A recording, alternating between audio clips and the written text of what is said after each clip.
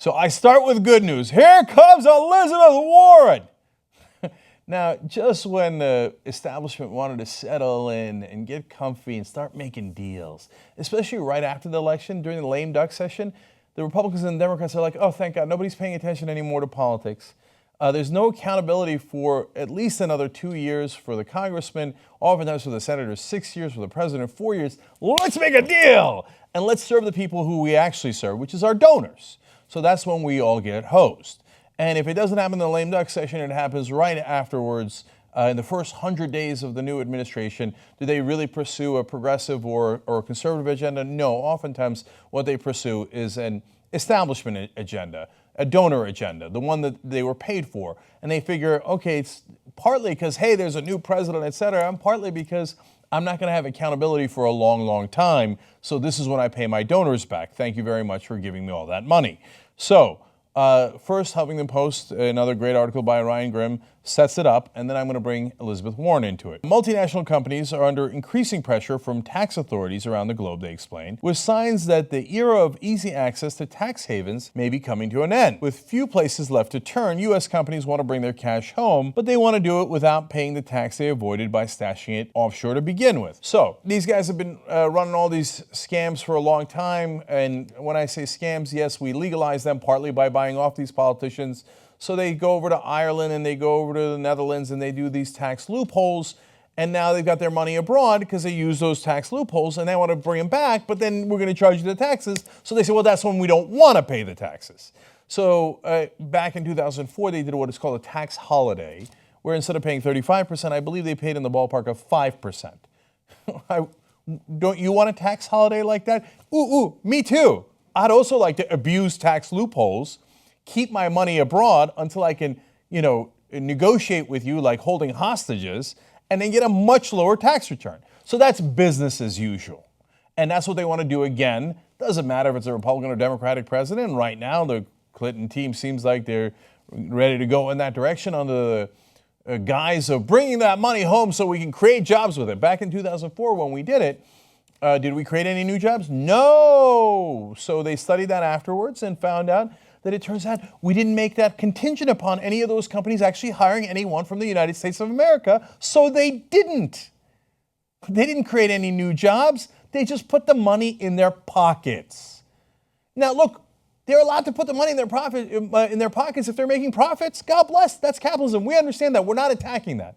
What we're saying is we have all legally agreed that there is a certain tax rate. We are not allowed to go around that tax rate.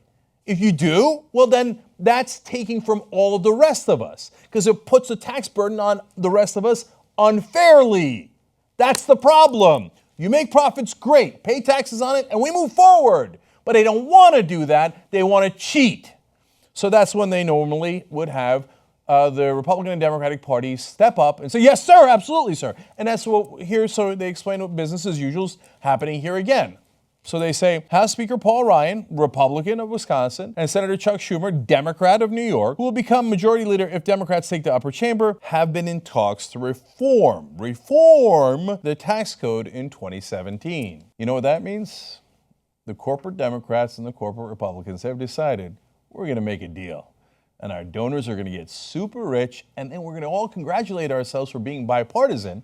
And our bought-out media, who's also owned by giant corporations, will give us a pat on the back and go, oh, finally, bipartisanship, wonderful. And they're taking action in the first 100 days. Terrific. Oh, we all got robbed. Anyway, look away, right?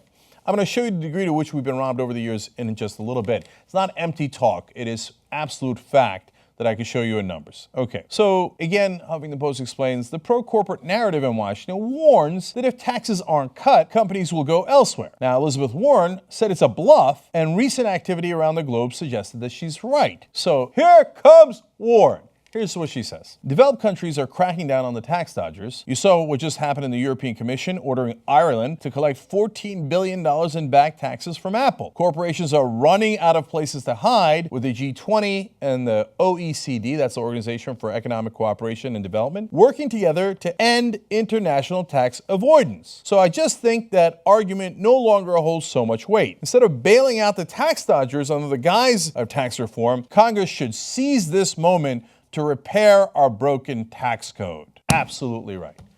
And that's what really gets under their skin. When you are right, that's Elizabeth Warren. We saw in some of the WikiLeaks revelations, Democrats in charge of raising money for their campaigns for the House of Representatives, going behind the scenes to the bankers who are their donors going, don't worry, Elizabeth Warren, we got her under control. She won't cause any problems. We promise, we promise. She's got no real power. No, we won't listen to her. No, we'll listen to you. Yes, Mr. Banker. Yes, sir, absolutely, sir. So when she throws a monkey wrench into that system, it drives them nuts. And I love it. And you should love it, because that is what your representative is supposed to do. They're supposed to represent you and not the bankers and all these multinational corporations. By the way, there is no such thing as corporate America. All of these corporations are owned by shareholders from across the world. They often have board of directors and CEOs from across the world. They're all multinational corporations, and they are machines. They're not evil. That's silly. It's a machine. It's like calling it remote control evil. But they're also not moral or patriotic. So when politicians say things like, oh no, they'll do the patriotic thing and bring jobs home to America, they're lying through their teeth. That's because they're getting paid by those machines to spew those lies. That's what campaign donations are for. That's what independent expenditures are for. That's what all the lobbying is for. To buy all those politicians to talk about corporate America and how patriotic it is. That is absolute nonsense. So Ryan Grimm with one further explanation here. He says, for years, the bipartisan consensus around tax reform has agreed that any effort should be, quote, revenue neutral, meaning that the tax code would be rewritten. Some companies would pay more, some would pay less, but the government would get the same revenue that it's getting today. But from the perspective of the Warren wing of the party, corporations pay far too little as it is, so making any reform revenue neutral is a loser. Before companies managed to start gaming the system, Warren noted 3 out of every $10 of federal revenue came from corporate taxes. Today, it's only 1 in 10. Now, that's exactly right. In fact, I'm going to show you the numbers in just 1 second. But understand the deal that they would work on and pretend is a wonderful bipartisan compromise. Oh, we got some of these outrageous tax loopholes and we got rid of them, right? And in return, we lowered corporate taxes. See, that's the whole point. You think those loopholes aren't coming back? They're coming back. They always come back.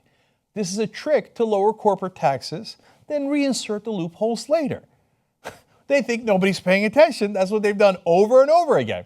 So number one, it shouldn't be revenue neutral in the first place. We should get back to sanity and have everybody pay their fair share of taxes, including the corporations, not especially the corporations, just including the corporations, right? Second of all, you think we don't know that you're going to put the loopholes back in? You've done it year after year after year. And all you do is lower tax on the rich and corporations and then shift the tax burden onto us, which then brings us to the numbers. So let's look at these charts. And I've showed you this on the Young Turks many times because I think this tells a huge story. And I love that finally others are joining this movement. And Elizabeth Warren, of course, has been great and a leader throughout. But this is what she's referring to, what I've shown you for years on this program. Back in 1952, corporations paying 32.1% of all taxes. Now, in 2015, they're down to 10.8% of taxes. You see what they did? They shifted the burden onto you. And stay here for one more second because the other part of this is really important. Back in 1952, by the way, what the Republicans called the golden age of America, great. I'd love to go back to that pie chart instead of the one we have today until they corrupted the country and corrupted our government. Back then, social insurance and retirement was 9.7%.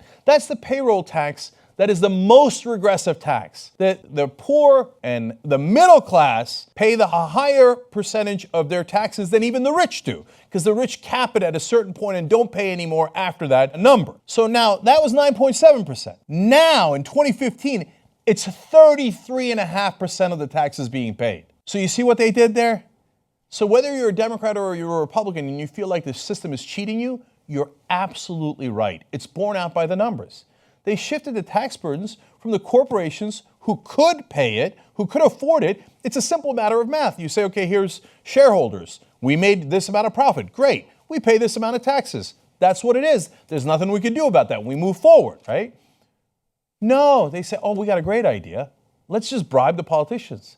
And we'll get the Supreme Court to make that bribery legal. And by the way, this is written out in a 1971 memo by Richard Powell for the Chamber of Commerce. He said, well, the number one thing we should do is pack the Supreme Court so that they could make all of this legal for us. And you know what Richard Nixon did? He said, hey, Lewis Powell, nice memo. You're now on the Supreme Court. Lewis Powell, the deciding vote in the Supreme Court cases that basically, way before Citizens United, said, yeah, corporations, go ahead, give cash to the Democratic Party, give cash to the Republican Party. And we'll call it campaign donations. We'll call it lobbying. And don't worry, it won't have any effect. No, it was supposed to have an effect, and it did. It had a giant, trillions of dollars worth of effect. They took all that tax burden, they put it right on your back. Now when you say, hey, stop it. And right now, it's not even rolling that back. All we're saying is, pay the small amount of taxes you're paying now. They say, no, even though I've gotten it reduced from 32% of the taxes overall, all the way down to 10.8%, I want it reduced even further. I don't even want to pay these measly taxes. And now finally, we have at least one senator who's on our side.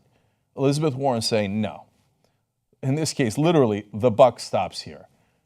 So I know these tricks. I'm going to call out these tricks. And yes, okay, that's why the bankers hate me, the lobbyists hate me, maybe all of Washington does, but we don't. That's why she's enormously popular. Because you know who scores really well among Republicans? The mainstream media tells you, oh, Elizabeth Warren, that's the Warren wing, that's the liberal wing. They would have no chance if they ran in a general election. Bernie Sanders is in that wing. He has no chance if he had run in the general election, except the polling shows you exact opposite. Bernie Sanders was crushing Donald Trump even before he ran into any of the problems that he had with the tapes and all that stuff. He would have beat Donald Trump, not according to me. According to the polling, you go back and look at every single poll, he would have done much better. This is not about revisionist history. This is not about, oh my God, it should have been Bernie Sanders.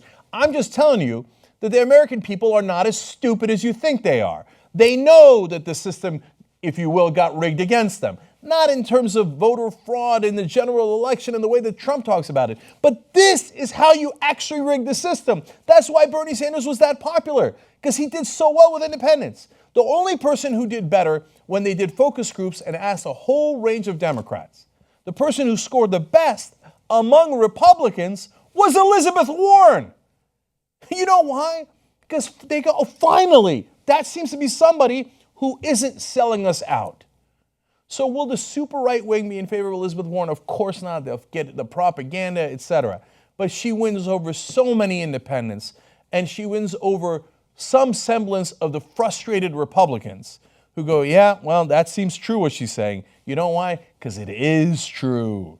And finally, back to Warren G. for the closing statement here. She said, at a time when corporate profits are near record highs, corporate tax revenue is near a record low. So that's the reality. So we're done with cutting taxes for corporations. Now, she will have to fight the entire Washington establishment. But at least we've got a fight on our hands. Before, they would have done it in the middle of the night, and the corporate media would have just applauded, and we would have been done with it. Now, game on. So, you want to go to war? Let's go for it. At least now we got somebody in our corner, and my guess is there'll be a couple of senators, including Bernie Sanders, who will back this campaign, and we've got a real contest on our hands. And by the way, now because of the internet, the corporate media doesn't get to control all of the media. Let's go. You want to fight? Let's have at it, Hoss, because we have the numbers and the facts on our side, and all you have is propaganda.